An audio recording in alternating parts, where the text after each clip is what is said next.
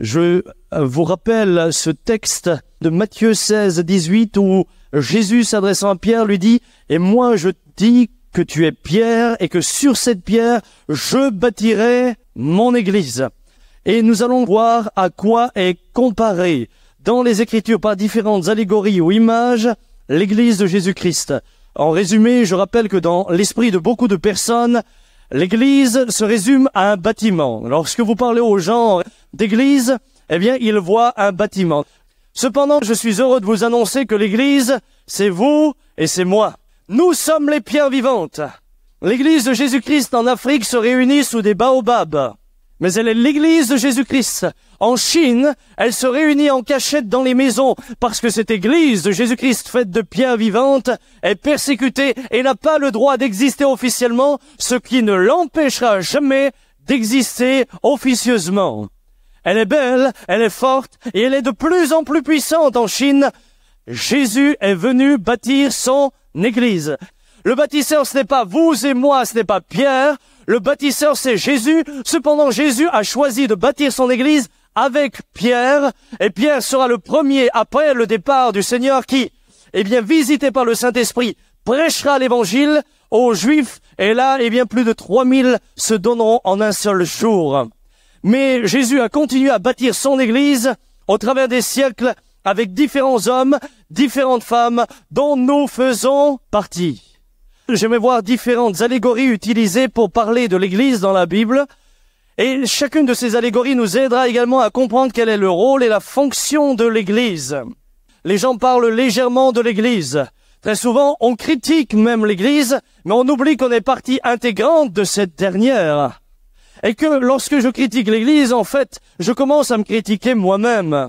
Je suis une pierre vivante faisant partie de cette Église. La Bible nous parle de l'Église comme d'un corps. Écoutez bien, Éphésiens 1, 22 et 23.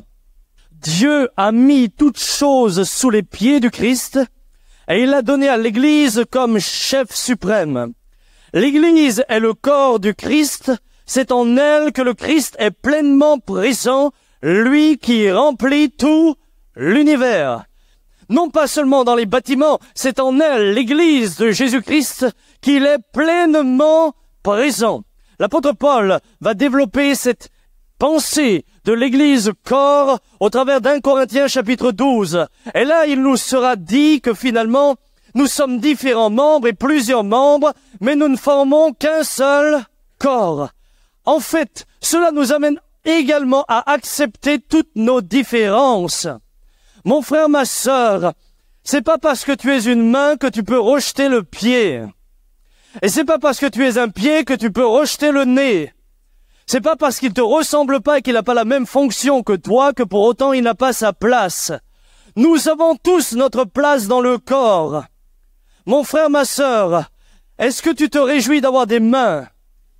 Eh bien, réjouissez-vous parce qu'au milieu de nous, il y a des mains. Les mains, est-ce que vous vous réjouissez d'avoir des pieds? Eh bien, réjouissez-vous parce qu'au milieu de vous, il y a des pieds. Nous sommes différents, mais nous devons accepter nos différences, sachant que le corps est fait de différentes parties. Voyez la réaction des disciples. Lorsqu'un homme chassera les démons au nom de Jésus, ailleurs qu'avec eux, ils viendront vers Jésus et ils lui diront, il y a là quelqu'un qui chasse les démons comme nous, il faut l'arrêter parce qu'il n'est pas avec nous. Et Jésus dira, qui n'est pas contre nous est pour nous. Acceptez que mon frère est différent. Acceptez qu'il chante autrement. Acceptez qu'il aime d'autres choses que moi. L'Église de Jésus-Christ est un corps dans lequel il y a de la tolérance. Vous connaissez le mot tolérance? Tolérer les différences. Moi, je bénis Dieu de ce que vous n'êtes pas tous comme moi. Mais nous sommes tous complémentaires les uns des autres et nous avons besoin les uns des autres pour fonctionner. Chacun est à sa place. Je suis heureux que la main soit au bout du bras et que ce soit pas le pied. Le principe de la tolérance doit être comprise dans l'Église, évidemment dans le cadre moral que Dieu a fixé, sa parole. Il ne s'agit pas de tolérer le péché. Il s'agit de tolérer le frère. Il s'agit de tolérer les différences. Il s'agit de tolérer, peut-être sa manière de vivre son culte à lui. être capable de gérer les différences et de les accepter. C'est ça la grandeur du corps de Christ. Mon frère qui dit corps, dit également une organisation extraordinaire. Voyez comme le corps est organisé. Est-ce que vous n'avez jamais réfléchi quant à ce que nous sommes? C'est miraculeux. Il n'y a pas deux gens, nous sommes uniques. Cependant, le corps n'est rien si la vie ne circule pas en lui. Et frères et sœurs, le corps nous rappelle, eh bien, que nous devons être reliés à la vie. Rappelez-vous ce que Dieu fera. Il va créer Adam. Il va donc créer un corps tiré de la terre. Mais ce corps tiré de la terre va rester inerte. Il fallait autre chose. Dieu va souffler le souffle de vie en lui. Le roi de Dieu, l'Esprit de Dieu vint en lui et il nous a dit, et il devint une âme vivante. L'Église de Jésus-Christ est un corps, mais elle est un corps vivant dans lequel est nécessaire la vie de l'Esprit.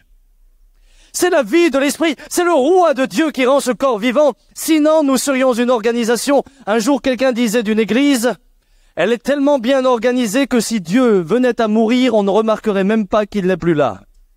Parce que trop souvent, l'église, c'est un système érigé par des hommes. C'est une grande machine que l'on fait fonctionner et qui avance. Mais mon frère, l'église de Jésus-Christ, c'est un corps dans lequel il y a la vie. Et cette vie procède de l'Esprit. J'ai besoin du Saint-Esprit, tu as besoin du Saint-Esprit, et nous avons ensemble besoin du Saint-Esprit. Lorsque Jésus était sur la terre, il vivait, vous êtes d'accord avec moi, dans un corps. Maintenant, l'Église est devenue son corps. En fait, il vit dans l'Église et l'Église manifeste Jésus-Christ comme étant son corps. Et c'est pourquoi nous sommes appelés à lui devenir semblables. Jésus dira, c'est à l'amour que vous avez les uns pour les autres qu'ils reconnaîtront que vous êtes mes disciples. Jésus n'est plus présent physiquement. Cependant, nous sommes son corps dans lequel il se manifeste et au travers duquel le monde doit voir Jésus. Voit-on Jésus au travers de vous? Nous sommes ce corps par lequel Jésus-Christ s'exprime dans le monde. Et en tant que corps de Christ, nous avons un message à véhiculer et à apporter. Qui est la tête du corps? Colossiens 1:18. Il est la tête du corps qui est l'Église. C'est en lui que commence la vie nouvelle. Il est le fils premier-né, le premier à avoir été ramené d'entre les morts, afin d'avoir en tout le premier rang. Il est la tête. Et il est la tête de son Église avec un grand E. Et lui sait qu'une partie de son Église, eh bien, fait partie de la jambe et l'autre partie du bras, mais il sait que c'est l'ensemble des membres qui forment le corps. Nous ne sommes donc que complets avec les autres. L'Église de Jésus-Christ n'est que complète avec l'ensemble de ceux qui croient en Jésus, même quand ils sont différents. Je vais aller plus loin. Lorsqu'on parle du corps, on parle également de santé, n'est-ce pas? Le corps doit se nourrir. L'Église est là et a besoin de se nourrir. Jésus est le pain vivant. Frères et sœurs, il est nécessaire que l'Église réalise qu'elle est un corps et qu'elle a besoin de manger équilibré. La parole de Dieu est équilibrée. Mais vous avez certains chrétiens qui ne le sont plus aujourd'hui. Vous avez des pierres vivantes déséquilibrées parce qu'elles ne se nourrissent que toujours de la même chose. Mais l'Église de Jésus-Christ apprend à se nourrir de manière équilibrée. Elle sait venir se nourrir au salut, au pardon, à la guérison. Elle sait venir se nourrir à l'espérance, à l'amour. Elle sait venir se nourrir aux différents repas que Dieu nous propose. Chaque partie de ce qu'il nous donne est équilibrée. Certains sont déséquilibrés, tout simplement. Ils lisent même pas la Bible, ils lisent tout le temps des bouquins. Et voyez-vous, un bouquin ne traite que d'un sujet. Et quand vous lisez que les mêmes auteurs qui traitent souvent des mêmes sujets, à la fin, vous avez une vision de ce qu'est la parole de Dieu, de ce qu'est l'Église et de ce que devrait être la vie chrétienne complètement déséquilibrée. L'Église est un corps. Le corps doit se nourrir de manière équilibrée. Je vais plus loin. Un corps qui se nourrit normalement est un corps qui prend des forces. Vous êtes d'accord? Un corps en bonne santé, c'est un corps qui a de l'activité. Une église en bonne santé est une église active. Elle n'est pas tombée dans l'activisme, mais elle œuvre pour Jésus. J'entends la parole, je comprends la parole et je mets la parole en pratique. Je réalise donc que cette parole va devoir être mise en pratique dans tous les domaines de ma vie, et ceci chaque heure et chaque jour. Sinon, à force d'enseignement et de recevoir, nous allons devenir énormes. Nous sommes appelés à être un corps en marche. Nous sommes appelés à évangéliser. Nous sommes appelés à sortir de nos murs. Je vous l'ai dit la dernière fois, l'Église n'est pas faite pour l'intérieur des murs. L'Église est faite comme le sel pour le monde dans lequel nous sommes. Mon frère, ma sœur, souvent nous disons, nous voulons voir des guérisons. Moi aussi. Pourrais-je vous rappeler quelque chose? Jésus a donné la guérison divine d'abord dans le cadre de l'évangélisation. Non pas que la guérison ne soit pas pour le corps, non pas que la guérison ne soit pas pour l'Église, au contraire. Cependant, rappelez-vous, lorsqu'il est dit, Marc 16, celui qui croit, qui sera baptisé sera sauvé. Il est dit ensuite, voici les signes qui accompagneront ceux qui auront cru. En mon nom, ils chasseront les démons. Ils parleront de nouvelles langues. S'ils boivent quelques breuvages mortels ou s'ils saisissent quelques serpents, il ne leur fera point de mal. Ils imposeront les mains aux malades et les malades guériront. Dans quel contexte Jésus dit-il cela? Il le dit dans le contexte où cette phrase magnifique qui fait partie de notre grande mission apparaît. Allez par tout le monde et prêchez la bonne nouvelle à toute la création. Nous étions à Ebingen l'autre jour en Allemagne. C'est un endroit où le Papa Jean a commencé à apporter le plein évangile il y a quelques 30 ans de cela. J'étais témoin lorsque les gens disaient « Tu es le premier à nous avoir apporté le plein évangile. Il va prier pour les malades. » Et il était arrivé un temps où il devait cacher sa voiture dans le garage de la personne qui l'accueillait, parce que lorsque les gens repéraient la voiture, des files commençaient à se former pour recevoir l'imposition des mains et être guéris. Nous étions à Endingen la semaine dernière et il a eu une joie que je comprends. Il a revu quelqu'un dont je vous donne courtement le récit. Sa maman avait un cancer, avait déjà vécu des interventions chirurgicales. On lui avait implanté des parties en plastique dans le bas-ventre. Et le cancer avait continué, c'est comme cela.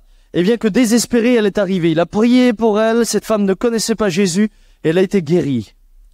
Quelques mois plus tard, elle est enceinte. Immédiatement, on lui a dit qu'il fallait avorter l'enfant. Elle ne pourrait jamais le mettre au monde, d'abord à cause de tout ce qui a été mis dans le corps. Deuxièmement, l'enfant ne pourrait jamais grandir normalement. Elle appelle le frère Jean, il prie pour elle, il lui donne le conseil de regarder sur Dieu, elle regarde sur Dieu, elle garde le bébé. Elle a commencé à vivre des pressions terribles. Les médecins disaient, vous allez mettre au monde un monstre et vous êtes responsable. Elle arrive au bout de sa grossesse, à quelques semaines, on lui fait une échographie, et là on se rend compte à l'échographie que la circonférence de la tête du bébé était de 8 cm. C'est-à-dire que c'était un bébé anormal, totalement anormal. Et bien sûr, les chirurgiens lui ont dit, vous êtes fiers maintenant, vous êtes contente maintenant, est-ce que celui qui vous a donné ce conseil est prêt à s'occuper de cet enfant, etc. Une pression terrible. Mais souvenez-vous, la foi est une ferme assurance des choses que l'on espère et un non-doute de celles que l'on ne voit pas encore dans la mesure où on est dans l'obéissance à la parole de Dieu, ce qu'ils étaient. Il fait le voyage, va prier avec elle. 3 semaines après, le bébé vient au monde, tout à fait normal. 2 ans après, la maman rappelle, frère Jean, la petite fille que j'ai reçue a maintenant un cancer du sang. Elle a une leucémie. Dieu ne m'a pas donné cette petite fille pour qu'elle meure d'une leucémie. Et elle retourne, prie avec l'enfant. Elle a été totalement guérie de la leucémie. Et la semaine dernière, pour la première fois depuis des années, il a revu cette jeune femme de 27 ans. Elle est venue chez lui, elle lui a mis la tête là sur la poitrine et elle lui a dit « Je sais tout, maman m'a tout expliqué. » Mon frère, ma sœur, veux-tu vivre cela? On était en Serbie, les gens ne connaissaient rien de rien, mais les miracles avaient lieu les uns après les autres. Dans l'évangélisation, un corps en bonne santé est un corps qui travaille, est un corps qui a de l'activité. C'est un corps qui se développe parce qu'il est nourri, mais cette nourriture doit se transformer à quelque part en énergie. Êtes-vous prêts à travailler? Je vais aller plus loin. L'Église est également considérée dans la parole comme une épouse. 2 Corinthiens 11, chapitre verset 2, il est dit « car je suis jaloux à votre sujet d'une jalousie de Dieu parce que je vous ai fiancé à un seul époux, pour vous présenter au Christ comme une vierge. Mon frère, ma sœur, l'Église est considérée comme une épouse. Mais voyez-vous, en Israël, la coutume juive voulait que l'on se nomme époux et épouse avant le mariage, dès que l'on était fiancé. On n'était donc pas encore marié que déjà, on disait qu'il est époux et épouse. Et c'est ce qui vous explique dans Matthieu 1, verset 18, que Marie et Joseph étaient considérés comme époux et épouses alors qu'ils n'étaient que fiancés.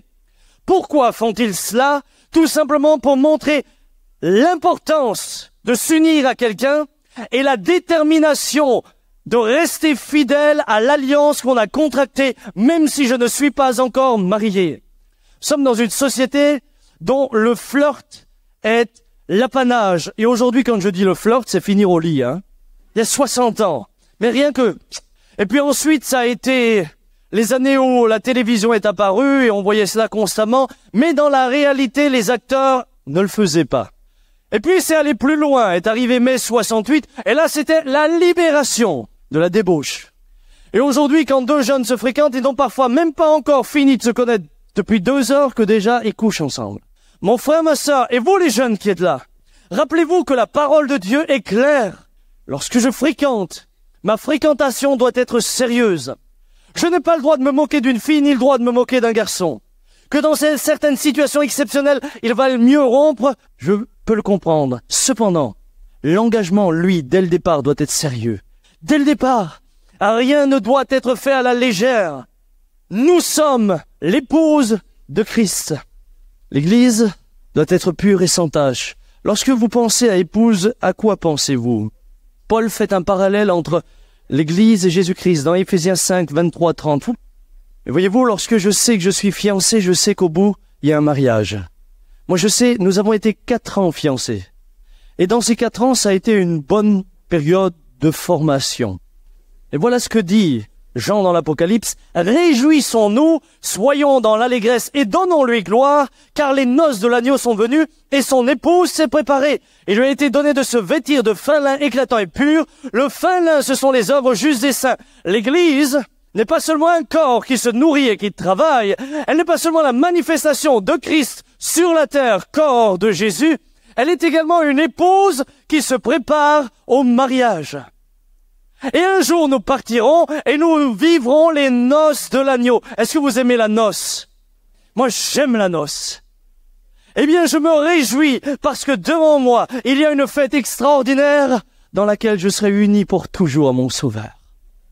Rappelez-vous également que lorsque nous disons que nous sommes l'épouse de Jésus-Christ, ça signifie que nos engagements avec lui sont sérieux individuellement. Nous sommes des pierres vivantes, frères. Ces pierres vivantes que nous formons, frères et sœurs, eh bien, lorsqu'elles retournent dans le passé et dans le péché, sont considérées par l'Écriture comme adultères. Dieu parle à son peuple d'Israël et lui dit « adultère ».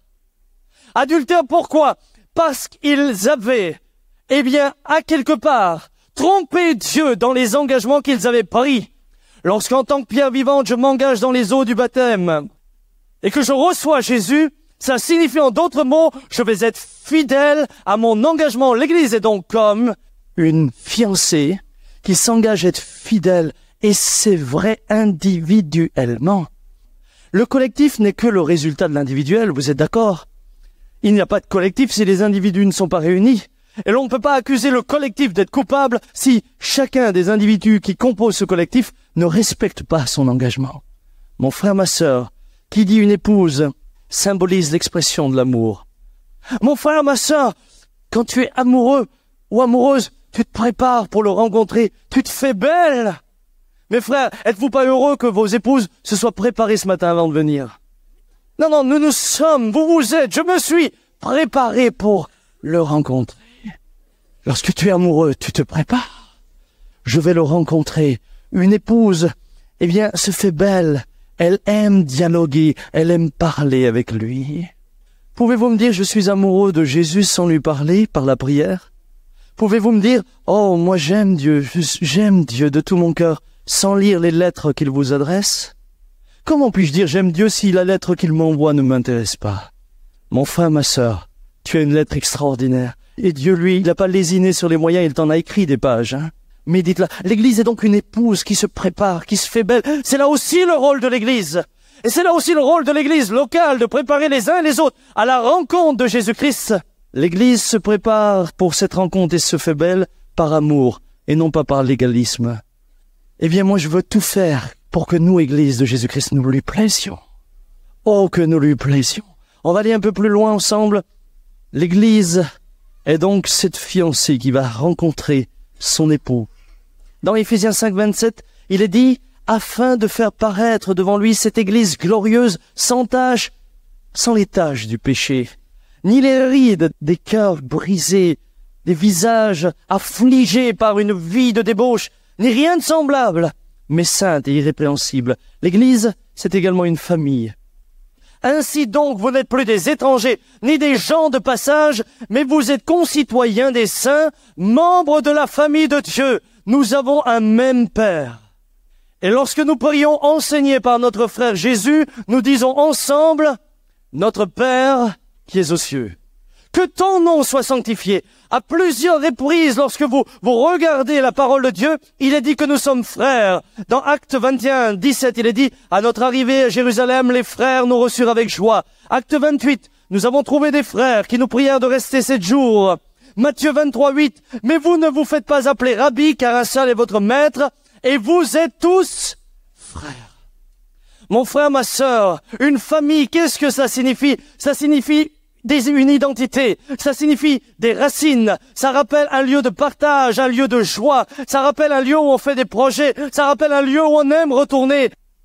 Un croyant qui s'éloigne de la maison doit recevoir une nostalgie en lui, il aime retourner chez lui.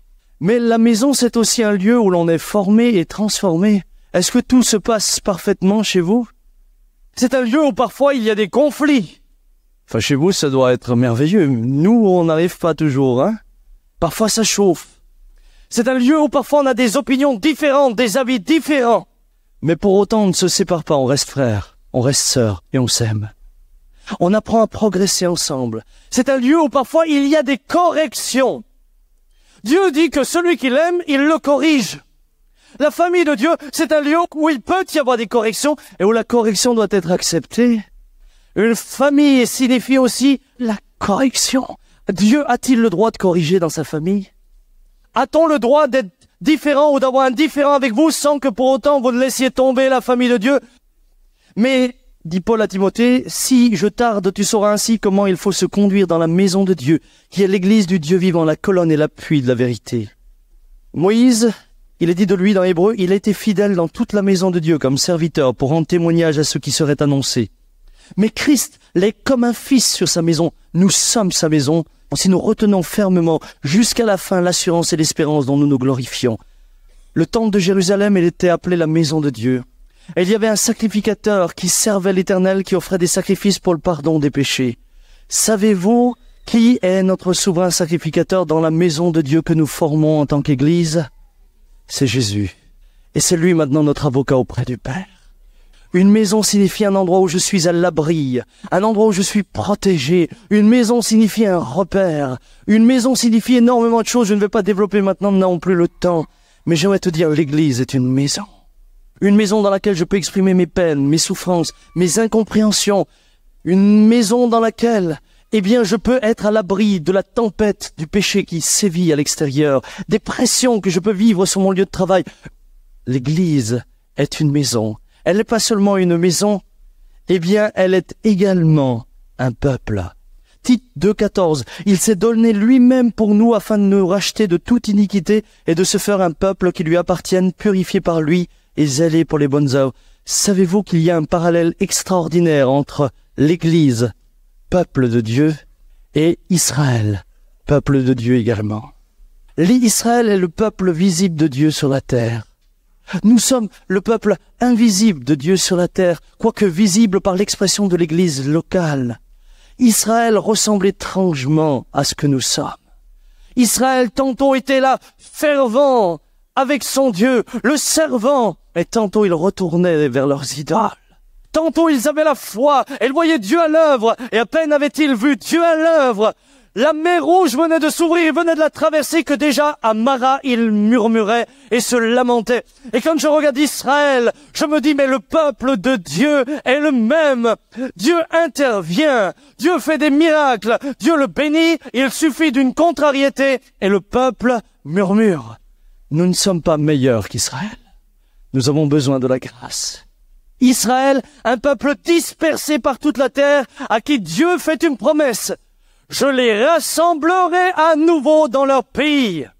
Mon frère, ma sœur, aujourd'hui, au travers de l'exode des Juifs du monde entier, on parle d'exode, c'est peut-être un terme fort, mais au travers du retour des Juifs du monde entier, qui à quelque part ressemble à un exode. Et j'ai parlé avec des Juifs en Israël, des gens qui étaient établis en France depuis des années, une jeune femme qui avait fait ses études en France, qui réussissait une carrière ici. Elle me disait, c'est comme si à l'intérieur de moi, il y a un instinct qui me poussait à retourner. Vous savez, les oiseaux migrateurs, ils retournent. Et elle me disait, c'est un instinct qui m'a attiré. C'est comme si j'étais appelé. C'est comme si je devais rentrer. Elle n'était pas particulièrement croyante. Pas du tout. Il y a comme quelque chose au fond de leurs entrailles qui les appelle et qui les fait maintenant revenir de toutes les nations, de Russie, d'Éthiopie, des États-Unis, de différents endroits. Ils retournent. Frères et sœurs, l'Église comme Israël est dispersée sur toute la surface de la terre. Mais au son de la trompette, elle se rassemblera et elle partira à la rencontre de son époux. Est-ce que tu peux réaliser cela? Je ne sais pas si on peut le réaliser honnêtement, je ne sais pas si je le peux, mais je sais une chose, ça va être glorieux.